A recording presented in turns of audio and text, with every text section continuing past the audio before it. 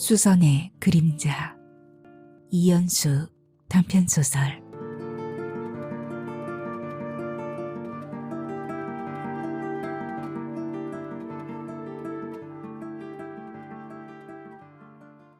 새학기가 시작되어 수연은 평소보다 일찍 연구실로 들어섰다. 책과 강의 자료가 든 묵직한 가방을 소파 위에 던져놓고 커피를 내렸다. 갓 볶은 콜롬비아 수프리모 커피 원두에서 풍기는 향이 연구실을 가득 채웠다. 머그잔에 커피를 따라 마시면서 탁자 위에 있는 우표물을 뒤적거리는데 노크 소리가 났다.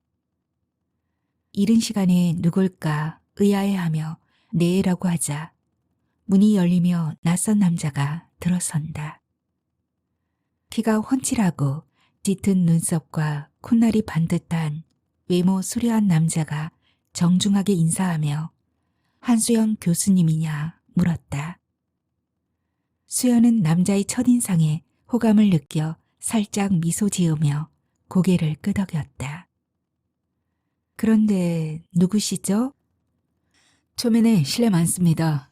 저는 한국대학교 경영대학 교수인 장기재라고 합니다. 남자 이름에 기시감이 들고 있는데 지갑을 찾으러 왔다는 말이 귓불을 넘어왔다.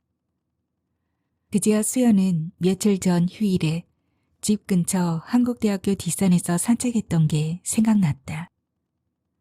산책로를 따라 걷다 우연히 헤르메스 악어 가죽 남성 지갑이 눈에 띄었다.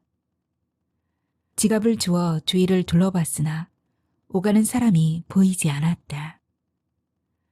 주인에 대한 단서를 찾으려고 지갑을 열어보니 신용카드, 한국대학교 경영대학 교수 신분증과 돈이 제법 들어있었다. 다음 날 한국대학교 경영대학 학사 지원부로 전화했다. 경영대학에 장기재 교수님이 계신지요? 한국대학교 뒤 산책로에서 지갑을 주었는데 안을 보니 그 교수님의 신분증이 들어있어 전화했습니다. 직원의 그렇다는 말에 연락처를 남기며 수연의 연구실로 와 찾아가라 했었다. 어제 저녁 장기재 교수 전화를 받고 아침에 연구실로 오라 했던 게 생각났다. 아, 제가 약속을 깜빡했네요. 하며 잠겨있는 책상 서랍을 열어 지갑을 꺼냈다. 지갑을 건네면서 막 내린 커피나 드시면 어떻겠나 하니 기재는 반색하며 소파에 앉았다. 기재는 탁자 위에 흩어져 있는 우편물과 수선화가 가득 꽂혀 있는 화병에 시선을 주는 듯 했다. 수연이 커피잔을 탁자에 내려놓자 입꼬리가 올라가며 지갑 찾아주신 것도 감사한데 커피까지 대접받는다 했다. 손을 뻗어 잔을 들고 감싸 안더니 커피향이 너무 좋다면서 한국대학교 나왔냐고 물었다. 어느새 내가 탈려나 싶어 살짝 당황하고 있는데 기재는 씩 웃으며 탁자 위에 있는 동창 신문을 보았다 했다. 혹시 영문과 나온 장기숙을 아느냐 묻는 말에 수연은 눈을 동그랗게 떴다. 제 사촌 여동생입니다. 한 교수님과 비슷한 또래 같아서요. 수연은 잠시 생각하다 교양 과목을 같이 들었던 적이 있다 했다. 장기숙과 한 팀이 되어 그룹 과제했던 일이 언뜻 스쳤다. 주제를 잘 아는 체 하면서도 기여는 하지 않고 성과는 악착같이 생기려 했던 장기숙의 이기적인 모습이 소한데 씁쓸한 마음이 되었다. 수연의 기억 속에 있는 장기숙 모습을 알 바 없는 기재는 안면이 있다는 말에 연결고리를 찾아 기쁜 듯 반가운 표정을 지었다. 기재는 탁자 위 짙은 녹색 자기병에 꽉 차게 꽂혀 있는 수선화에 눈길을 주며 말했다. 있고 수선화 아닌가요? 은은한 향과 청초하게 피어있는 자태가 참 곱네요. 돌아가신 어머니가 제일 좋아하는 꽃이라 저도 좋아해요. 자신도 보여줄 수선화가 있다며 사진 한 장을 꺼냈다. 사진 속에는 수선화가 피어있는 화단 앞에서 초등학생으로 보이는 남자아이가 보기 드문 미인 품에 안겨 장난스러운 표정을 짓고 있었다. 수선화를 좋아하는 어머니가 집 화단에 심어놓고 해마다 꽃이 피면 그 화단 앞에서 사진 찍기를 좋아했다 말했다.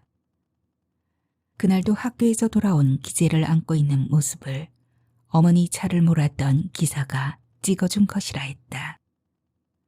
그런데 사진을 찍은 후 한 달도 안 되어 돌아가셨기 때문에 수선화 꽃밭에서 어머니와 찍은 마지막 사진이라며 얼굴에 살짝 그늘을 지었다. 수연은 그 모습이 안쓰러웠다. 요령 없이 순진에 빠지고 공감 능력이 과한 노처녀 수연이 명문 한국대학교 교수면서 잘생긴 기재에게 그만 마음의 문을 연 순간이었다. 수선화 하단 앞에서 찍은 어린 시절 장 교수님 사진을 보니 고대 그리스 신화 속 나르키소스가 생각나네요. 수연은 어느 틈에 그 신화를 입에 담고 있었다. 수연다운 오지랖이었다. 어느 날 나르키소스가 갈증으로 샘가로 와서 물을 마시려고 몸을 구부리다 수면에 비친 자신의 모습을 보았어요. 그 모습을 샘 안에서 사는 아름다운 요정인 수선의 모습이라고 생각했어요. 왜냐하면 나르키소스 부모는 그가 자신의 모습을 보면 죽게 될 거라는 예언 때문에 거울을 못 보게 했기 때문이죠. 나르키소스는 넋을 놓고 내려다보다 물에 비친 자신 모습에 반했어요. 근데 그 그림자는 잡으려고 팔을 물에 넣으면 사라져버리고 빼면 다시 나타나기를 반복하는 거예요. 당연히 나르키소스 가슴은 까맣게 타들어갔겠죠. 나르키소스는 먹는 것도 자는 것도 있고 잡히지 않는 수면에 비친 자신 그림자만 바라보며 애태우다 죽고 말았어요. 죽은 자리에서 꽃이 피어났는데 그 꽃이 바로 수선화라네요. 어머니가 읽어주셨던 그리스 신화 그림책 내용이 어렴풋이 기억나네요. 그런데 왜 그 신화 속 나르키소스와 저를 연관시키는지 잘 모르겠네요. 너무 미남이신 장 교수님이 거울에 비친 자신의 모습에 반해 무너져가면 제가 너무 슬플 것 같아서요. 농담이니 마음에 담아두지 마세요. 기재는 손사래를 치면서도 싫지 않은지 유쾌하게 웃었다. 지갑도 찾아주고 향 좋은 커피도 주고 재미난 수선화 신화도 들려주어 고맙다고 말한 뒤 돌아갔다. 며칠 뒤 강의를 마치고 건물 현관을 나서려던 수연 앞에 누군가가 기다리고 있었다. 환한 미소를 짓고 있는 기재였다. 생각지도 못한 출연에 수연은 살짝 놀랐지만 반가움이 먼저 치고 올라왔다. 가슴속에 번진 작은 떨림에 자신도 놀랐는데 며칠 전 장기숙 전화 탓이었다. 기재 오빠가 수연이 너한테 첫눈에 반했대. 어쩜 그렇게 잘 어울리는지 몰라?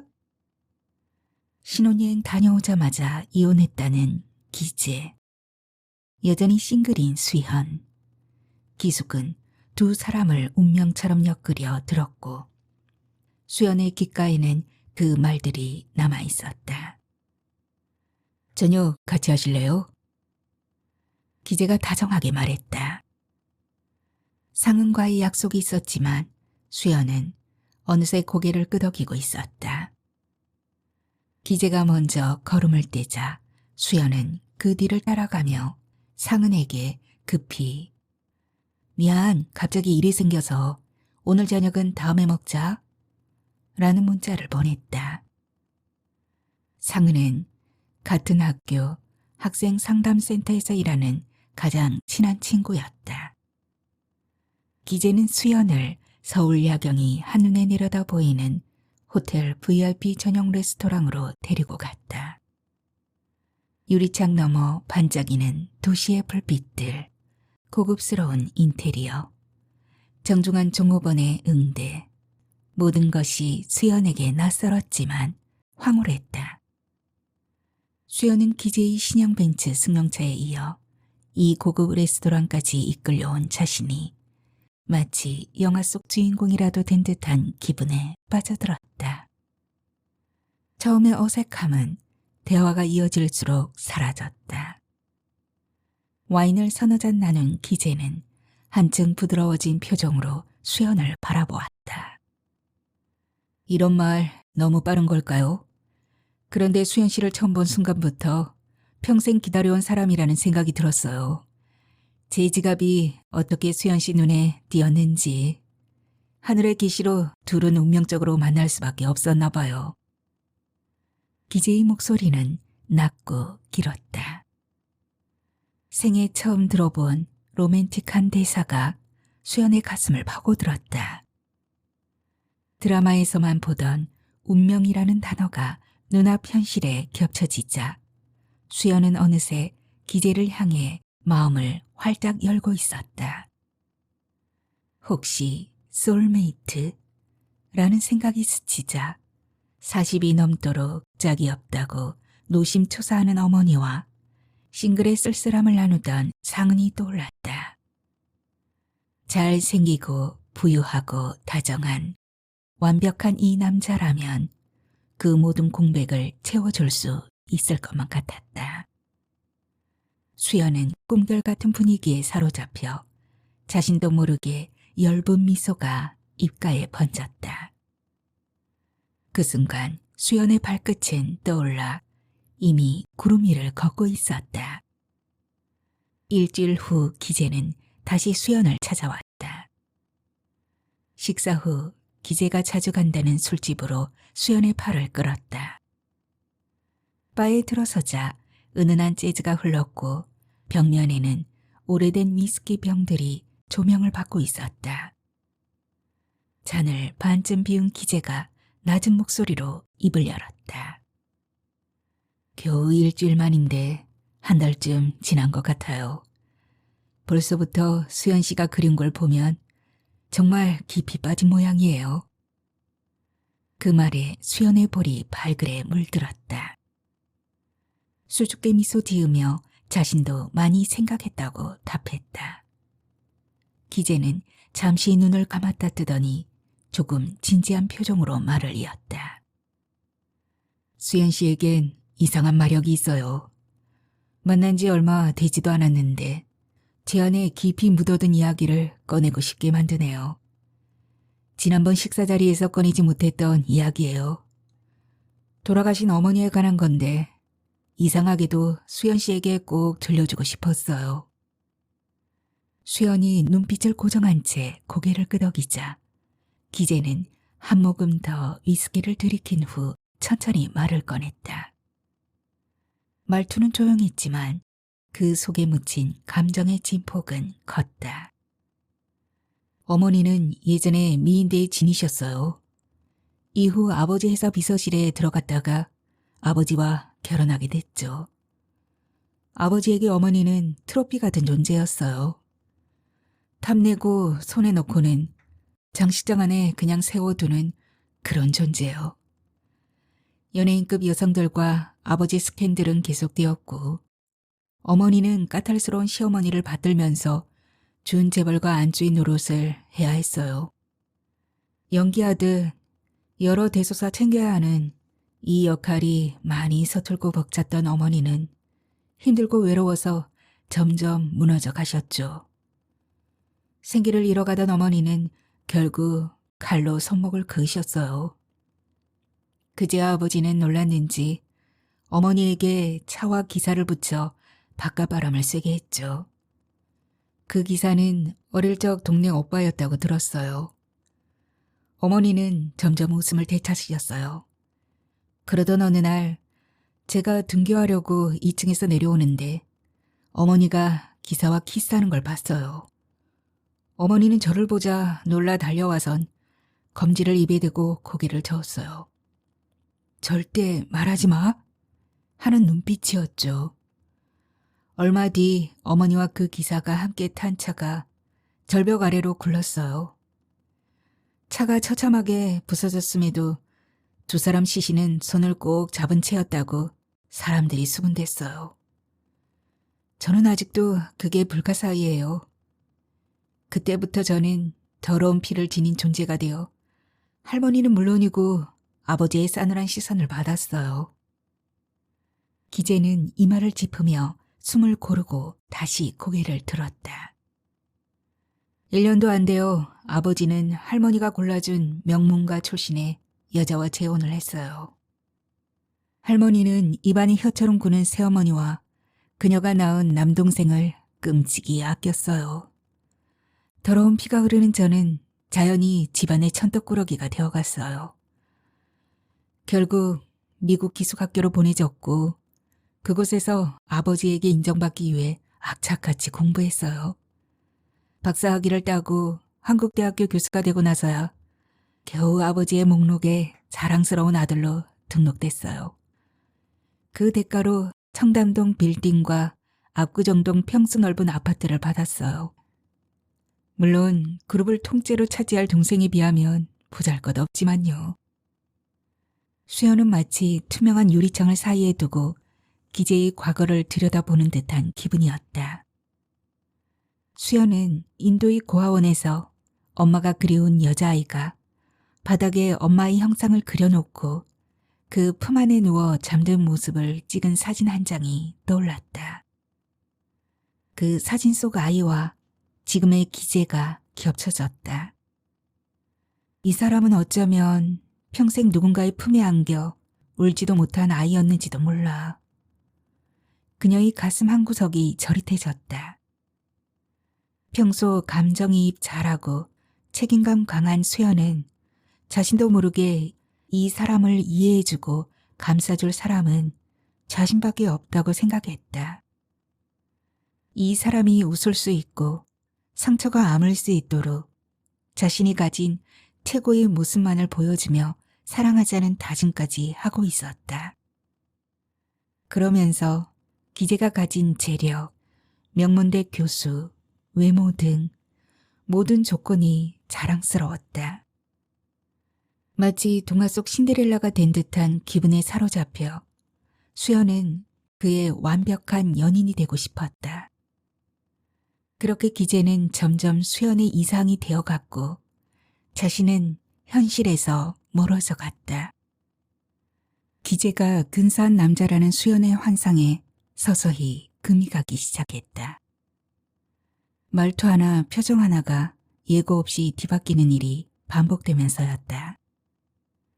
마치 아이가 장난감을 안 사주면 나쁜 엄마라고 하다가 사주면 금방 좋은 엄마라고 하는 것처럼 기재의 감정은 앞뒤가 상반되었다.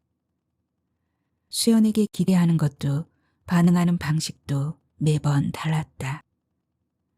기재가 서운하다며 모진 말을 쏟아내다 단 몇 분 만에 따뜻하다 못해 감미로운 말로 품어주는 일이 점점 잦아졌다. 어느 강의가 빼곡히 잡힌 날 수연은 김밥 한 줄로 점심을 때우고 숨 돌릴 틈 없이 수업하고 저녁에 회의까지 했다.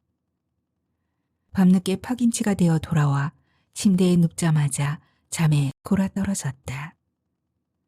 깨우는 기척에 무거운 눈꺼풀을 간신히 들어올리고 보니 기재였다. 말도 없이 다가와 옷을 벗으며 그녀를 더듬기 시작했다. 나 오늘 너무 피곤해. 생리 중이기도 하고.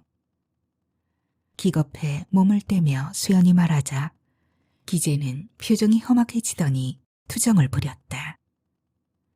사랑한다면서 이럴 수 있어? 날 진심으로 좋아하는 거 맞아? 이렇게 매정한 여자 계속 만나야 하나 고민돼. 도무지 이해되지 않는 말이었다. 오늘 하루 피곤해 받아주기 어렵다는 말 한마디가 둘 관계를 부정하는 것처럼 들리는 걸까. 그러나 수연은 그 말에 두려움이 앞섰다. 어렵게 찾아온 소중한 사랑을 잃을까 봐 결국 말없이 잠옷 단추를 풀었다.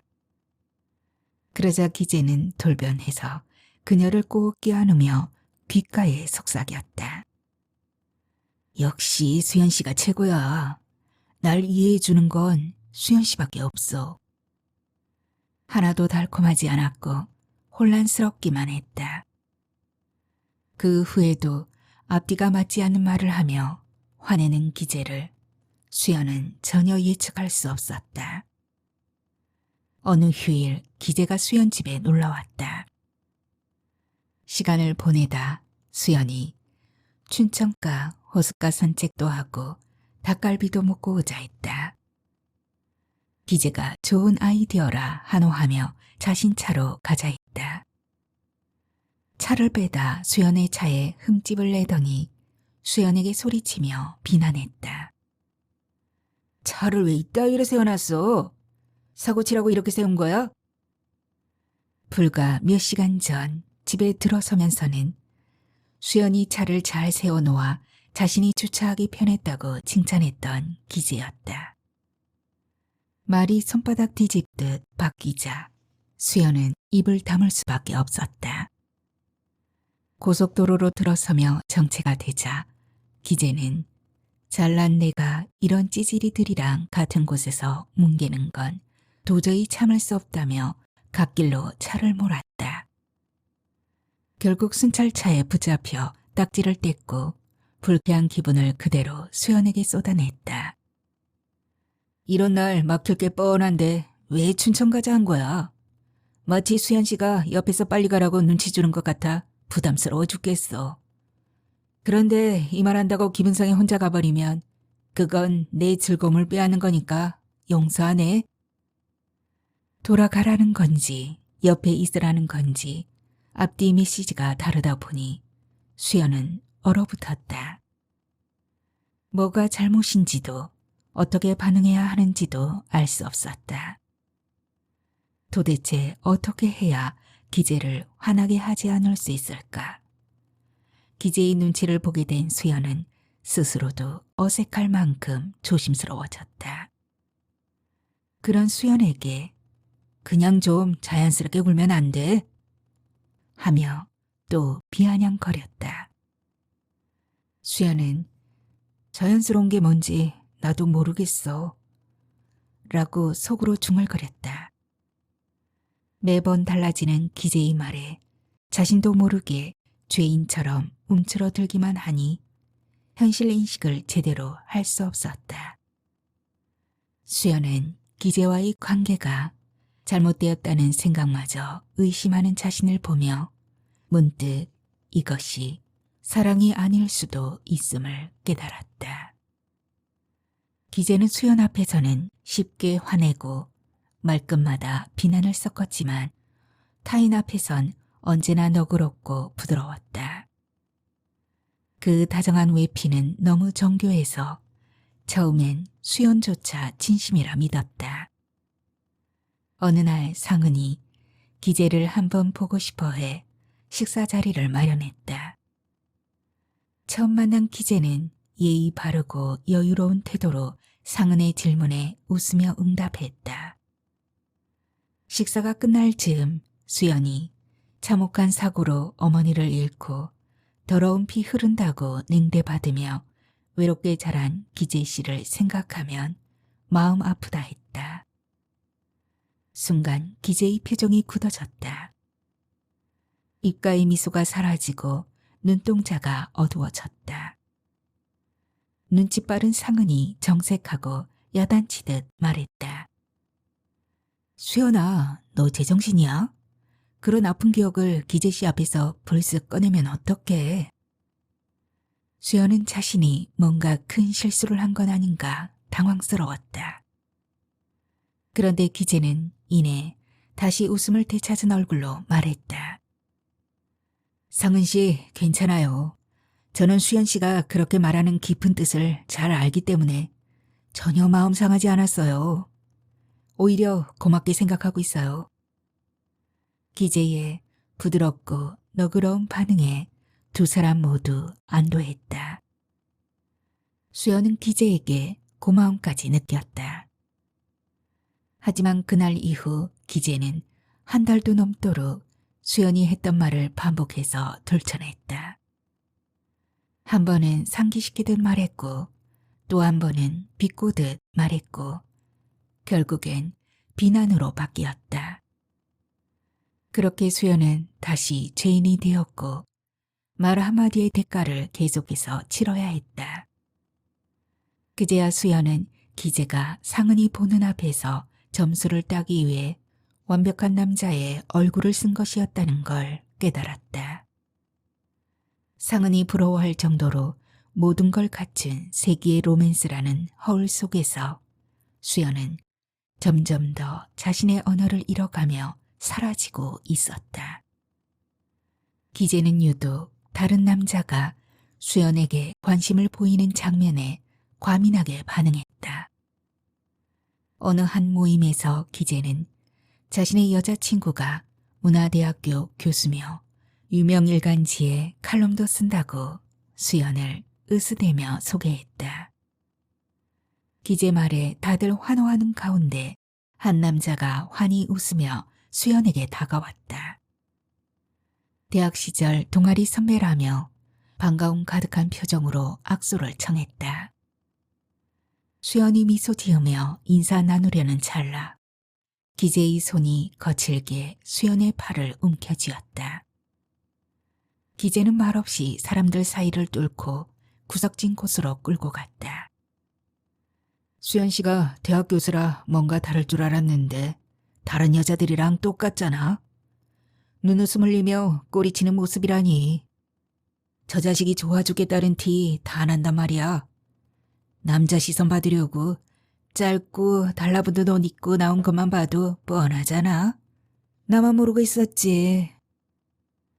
수연은 숨이 막혔다. 당혹스러움과 모욕감이 한꺼번에 밀려왔지만 아무 말도 할 수 없었다. 그 순간 자신이 무언가 잘못한 듯한 기시감에 사로잡혔다. 설명하면 오히려 더 화를 낼 것 같았다. 아니, 아예 듣지도 않을 게 분명했다. 기재는 수연을 끝까지 몰아붙였다. 우린 서로에게 충실해야 되는데 수연 씨가 너무 해픈 것 같아. 이렇게 정숙하지 못하니 수연 씨와 계속 사귀어야 할지 전 여친에게 돌아가야 할지 모르겠네. 그 말에 수연은 휘청거렸다. 아니라고 말하고 싶었지만 입이 떨어지지 않았다. 기재를 잃을지도 모른다는 공포가 덜컥 밀려왔다. 눈물이 차올랐고 결국 그의 손을 붙들고 애원하듯 말했다. 나는 기재 씨만 사랑해. 내 마음은 흔들린 적 없어. 기재 씨가 내 전부야. 하지만 기재의 눈빛은 차가웠다. 아무 말 없이 돌아섰고 그 뒤로는 전화 한 통, 톡 한 줄 없었다. 수연은 불안에 휩싸였다. 전 여친에게 돌아간 걸까? 내가 그를 밀어낸 걸까? 모든 나쁜 결과가 자신 탓처럼 느껴졌다. 이렇게 자책하는 수연과 달리 기재는 잠수를 타면서 자신이 여전히 수연의 전부인지 그녀가 아직도 자신한테 붙잡히는 존재인지 확인하고 있었다. 기재는 질투를 유도했고 불안을 키웠고 언제든 떠날 수 있다는 메시지를 무기처럼 휘둘렀다. 어느새 수연은 기재의 손짓 하나에 심장이 무너지고 말 한마디에 천국과 지옥을 오가게 된 것이다. 수연은 점점 기재에게 매달렸고 비위를 맞추는데 익숙해졌고 자신을 잃어갔다. 마음이 바닥을 튄 건 한참 전이었지만 이제는 더 이상 그걸 느낄 힘조차 남아있지 않았다.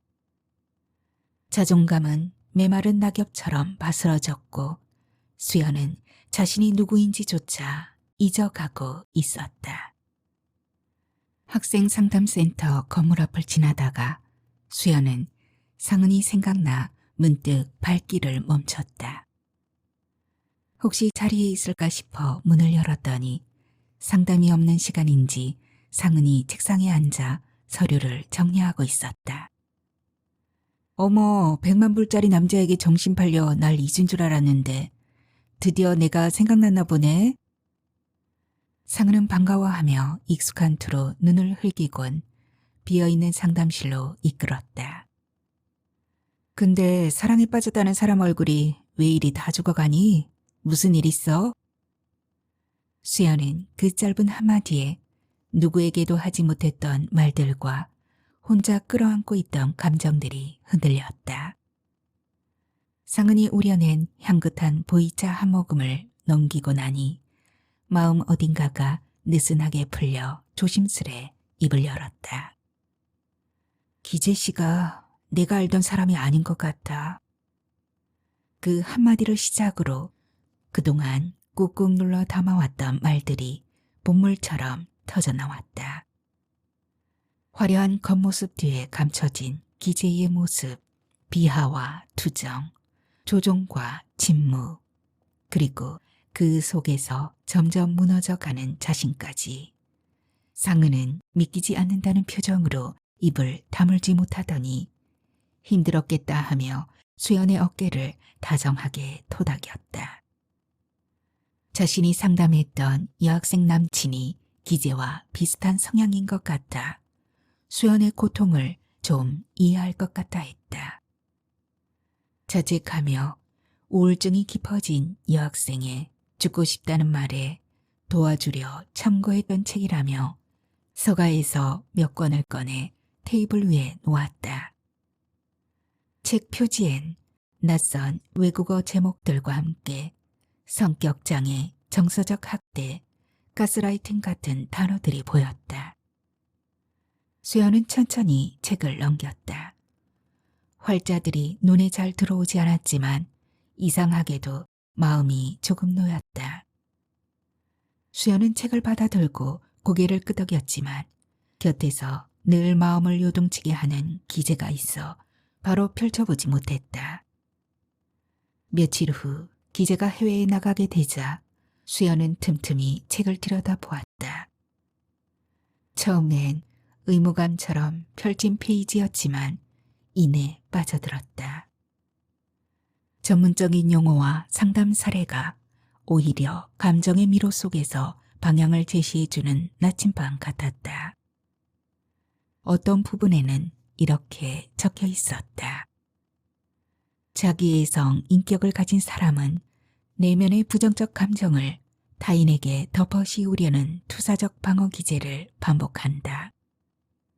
실제 죄책감은 자신 안에 있지만 그 감정을 견딜 수 없어 타인의 탓으로 돌리며 비난을 강화한다. 수연은 손에 들고 있던 책을 내려놓고 멍하니 창밖을 바라보았다. 지난 일들이 필름처럼 흘러갔다. 기재가 전 여친을 슬쩍슬쩍 만나며 바람 피운 이유가 수연이 남자한테 해프기 때문이라는 말로 돌아왔던 기억이었다. 그때는 모든 게 수연 자신 탓인 줄 알았다. 자기 사랑이 부족해서 기재에 대한 이해가 모자라서 기재가 흔들린 거라 믿었다. 그런데 책을 통해 비로소 그건 수연의 잘못 때문이 아니라 기재의 회피와 투사였다는 것을 깨달았다. 기재는 우월성을 손상시키는 자신에 대해 느끼는 부정적 감정을 수연에게 덮어 씌우려 했던 것이다. 부정적 감정의 밑바닥에는 자신이 외도하고 싶은 충동을 참지 못한 것에 대한 자괴감과 더러운 피를 지녔다고 손가락질 받아왔던 불편한 자아상이 자리할 수 있다는 생각이 문득 들었다. 가해자의 모순적인 행동에 피해자가 감정적으로 반응하면 가해자는 오히려 피해자인 척하며 상황을 뒤집는다. 책 속 이 문장을 읽는 순간 기재의 모습을 그대로 그려놓은 듯 했다. 거짓말로 퍼붓는 기재에게 수연이 울컥하자 마치 자신이 상처받은 사람인 양 한숨 쉬며 어깨를 떨던 기재였다. 그때마다 수연은 혹시 내가 너무했던 건 아닐까 하며 괜히 미안해졌다. 기재의 기분을 풀어주려고 애쓰고 웃게 하려고 무리하고 결국엔 죄책감 속에서 무너졌다. 생각해보니 이런 시간들은 사랑이 아니었다. 한쪽만 무거운 짐을 지고 가는 기울어진 관계였고 강요된 헌신이었다. 수연은 책을 덮고 고요 속에서 자신의 숨소리를 들었다. 기재를 이해하려고 했던 모든 노력은 결국 자기 자신을 이해하지 못한 데서 비롯된 것이라는 걸 알게 되었다. 이제는 더 이상 그 사람의 마음속에서 나를 찾지 말자. 나를 바라봐야 할 사람은 나 자신이니까. 그 순간 처음으로 이 관계는 틀렸다는 분명한 확신이 들었다. 겉으로는 화려하지만 그 이면에 왜곡된 어둠을 품은 기재의 실체를 조금씩 깨닫자 스스로를 탓하던 마음이 옅어지고 묘한 해방감이 밀려왔다. 늦은 밤 수연과 상은은 오랜만에 호프집 구석 자리에 마주 앉았다. 잔잔한 음악과 적당한 소음이 둘 사이를 포근히 감쌌다. 수연은 문득 기억 한 조각을 꺼냈다. 여기 오니까 생각난다. 전에 학과회식 끝나고 이 집에서 교수님들이랑 맥주 마신 적 있었거든. 그때 기재 씨한테 전화가 왔어. 전화기 너머로 주변 소리가 들렸는지 다짜고짜 소리 지르더라. 남자들이랑 또 어울리느냐고.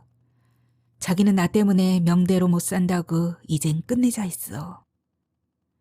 그 순간의 감정이 다시 밀려온 듯 수연의 얼굴이 어두워졌다.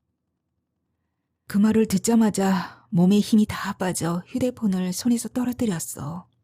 옆자리에 앉았던 교수님이 주워주셨는데 인사도 제대로 못하고 그냥 집에 왔어. 그런데 다음날 아침 이런 톡이 와 있더라. 수연 씨는 어제 왜 헤어지자 말한 나를 붙잡지 않았어? 왜 그냥 끊고 사라진 거야? 수연 씨가 보고 싶어서 밤새 한숨도 못 잤어. 내 사랑 수연 씨. 나는 수연 씨 없이는 숨쉬기도 힘든데. 정말 날 버릴 수 있어? 내가 불쌍하지도 않아? 휴대폰에 화면을 넘기며 톡을 보여주던 수연은 고개를 저었다. 단 하룻밤 사이였는데 나는 완전히 다른 사람이 되어 있었어. 전날엔 내가 자신 인생을 망치는 여자였고 다음날엔 자기를 살게 해주는 유일한 존재라는 머릿속이 쪼개지는 것 같았어. 연민 어린 눈빛으로 수연을 바라보던 상은이 이내 낮은 목소리로 말했다. 내가 상담했던 여학생 남친도 그랬어. 헤어지자고 협박해놓고선 다음 날이면 언제 그랬냐는 듯 다시 매달렸다 하더라고. 수연은 그 말을 듣고 한참을 멍하니 앉아 있었다. 그러다 조용히 중얼거렸다. 기재 씨도 늘 그랬던 것 같아. 끊임없이 나를 몰아붙이다가 내가 정말 돌아서면 그제야 다시 붙잡았어. 매번 그 사랑 고백이 너무 간절해서 나도 모르게 다시 되돌아갔어. 간헐적으로 주어지는 사랑에 중독되어 꼼짝 못했던 것 같아. 마치 나르키 소스가 간헐적으로 나타나는 물속 그림자에 빠져 죽어갔듯이 나도 그렇게 무너져갔던 거지.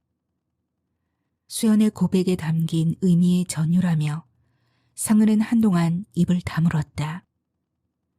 그러다 맥주를 한 모금 마시고 조심스레 입을 열었다. 어쩌면 내가 상담했던 여학생 남친과 기재 씨 모두 분리불안이 있을지도 몰라. 그 남친은 어릴 적 아버지의 폭력 때문에 어머니가 집을 나갔고 기재 씨도 어릴 적 어머니를 참담한 사고로 잃었다 했지. 두 사람 모두 아무 예고 없이 가장 사랑했던 존재가 사라져버린 거잖아. 마음 깊숙이 남아있는 그 기억 때문에 분리불안이 생겼을지도 몰라. 그래서일까 두 사람이 모두 비슷하게 자신이 버림받을까 봐 두려워서 먼저 상대방한테 상처 입히며 스스로 밀어내는 거. 상은은 수연의 표정을 조심스레 살피며 말을 이었다. 그리고 일본 문학 평론가로 이름 날리는 명문대 교수인 너는 기재 씨에게 트로피 같은 존재였을 거야. 자기 연인이 이런 타이틀을 가졌다는 건 남들에게 자랑거리지. 그래서 너를 잃는 건 단순한 이별이 아니라 자기 우월감의 붕괴일 수도 있어. 수연은 말을 잇지 못한 채 손에 쥔 잔을 바라보았다. 지금껏 기재가 한 행동의 이유를 조금은 알 것 같았다. 하지만 그 이유를 알게 되었다고 해서 다시 돌아가야 할 구실이 생기는 건 아니란 사실도 선명해지고 있었다. 겨울방학이 끝나갈 무렵 수연은 혼자 제주도로 향했다. 상은이 권한 거리 두기의 시간을 가기 위해서였다. 표선에 숙소 앞 바다로 통하는 길을 내려왔다. 눈부신 햇살 아래 윤슬이 반짝이는 쪽빛 바다를 끼고 산책하며 기재와 함께했던 시간을 되돌아보았다. 처음엔 기재가 기적처럼 자신 앞에 찾아온 사랑이라 믿었고 그를 온 마음으로 사랑했다. 그러나 그 사랑이라는 이름으로 교묘하게 포장되었던 가스라이팅을 직시하게 된 건 이제서야 가능해진 일이다. 바람을 가르며 걷던 수연은 해안가 평평한 바위에 앉아 조용히 눈을 감았다. 기재의 말과 행동, 그리고 그로 인해 변화해 갔던 자신의 모습이 뚜렷이 떠올랐다. 다시 생각해보니 그건 사랑이 아니었고 자신이 누군가의 시선 안에서 자신을 증명받으려 한 것이었다. 그래서 도리어 그 안에서 자신을 잃어버린 것이었다는 생각이 스치자 바다를 바라보며 수연은 조용히 읊조렸다. 어쩌면 내가 집착했던 건 사랑받는 나에 대한 환상이었을지 몰라. 그 환상에 매달린 나머지 내 마음이 다치는 줄도 몰랐어. 이제는 기재 씨에게 사랑받는 내가 아니라 스스로를 지킬 수 있는 내가 되고 싶어. 산책하다 고개를 드니 정상에 잔설이 남아있고 중턱에 구름이 걸려 신비하게 보이는 한라산이 눈에 들어왔다. 한라산은 늘 그 자리에 있는데 처음 만났을 때 소울메이트가 될 것 같았던 기재 씨는 기적같이 찾아온 사랑에 이토록 험난한 시련이 숨어 있을 줄 상상도 못했다. 사랑조차 자신의 우월감을 확인하기 위한 도구가 된 기재의 자기애가 사랑을 이런 나락으로 몰았다는 생각이 들었다. 수연은 진저리 치며 다짐하듯 중얼거렸다. 자기의 늪에 빠져 타인을 그저 자신을 빛내주는 그림자로만 대하고 있는 기재 씨는 타인을 무참하게 무너뜨릴 거야. 그러다 끝내는 자기 자신조차 산산이 부서지고 말겠지. 나르키 소스가 수면이 자신의 형상에 매혹되어 결국 죽음으로 쓰러졌듯이 신혼여행에서 돌아오자마자 도망간 기재 씨와 결혼했던 여자가 이해될 것 같네. 나도 모든 미련을 떨치고 기재 씨를 떠나야 돼. 제주에서 돌아온 수연은 더 이상 망설이지 않았다. 헤어지자는 단어와 문장 하나로 기재에게 마지막 메일을 보냈고 그의 번호와 메일 주소를 차단했다. 그 후 1년 전 신청해 두었던 연구년을 받아 일본으로 떠났다. 낯선 도시에서의 시간은 낯설지 않았다. 오히려 숨을 쉬는 방식, 걷는 걸음, 아침의 햇살조차 수연을 더 분명하게 만들어 주었다. 다시 학교에 복귀한 어느 날 우연히 마주친 기재가 수연의 손을 끌어잡고 근처 카페로 들어갔다. 테이블에 놓인 커피잔을 들어 향을 맡으며 기재가 말했다. 그때 연구실에서 마셨던 커피향과 청초했던 수선화가 아직도 생생해. 수연 씨를 처음 본 순간 사랑에 빠졌고 하지만 너무 힘들었어. 그래서 헤어지자고 한 거야. 익숙한 말투와 예전 같은 눈빛이었지만 이번엔 수연이 달랐다. 수연은 기재의 말을 끊고 눈을 곱게 보며 말했다. 말투가 거리감 느끼는 존칭어로 변해 있었다. 기재 씨가 나를 떠난 게 아니에요. 내가 떠난 거였어요. 그리고 기재 씨는 몇 번이고 나를 붙잡았었어요. 긍정도 부정도 없이 긴 침묵을 지키던 기재가 한참 만에 수연을 바라보며 나직이 입을 열었다. 운명처럼 다가왔던 수연 씨를 다시 마주하니 왜 이렇게 가슴이 뛰는 걸까? 우리 다시 시작하자. 자신이 어떤 상처를 남겼는지 전혀 인식하지 못한 채 아무 일도 없었다는 듯 말하는 기재를 쏘아보며 수연은 입술을 굳게 다물었다. 이윽고 천천히 자리에서 일어나 단호하게 마지막 말을 건넸다. 기재 씨가 빠져있는 운명이란 건 상대의 존재를 존중하지 않은 채 오직 자기 마음만 믿고 덮어 씌우는 환상이었어요. 난 그 환상에서 이제 벗어났어요. 더는 자신을 돋보이게 하는 그림자로만 나를 대하는 기재 씨 옆에서 허우적거릴 생각 없어요. 앞으로 나를 봐도 다시는 아는 척하지 마세요. 그리고 잘 사세요. 카페 문을 밀고 나오는 순간 스스로의 발로 걸어 나온 그 첫걸음이 비로소 수연이 자신으로 존재하는 출발점처럼 느껴졌다. 한수연, 너 잘하고 있어. 라고 속으로 되뇌며 누구의 그림자가 아닌 자신만의 걸음으로 내딛고 있었다. 차가운 바람결에 발걸음이 가볍게 떨렸지만 그 떨림은 두려움이 아니라 자유였다.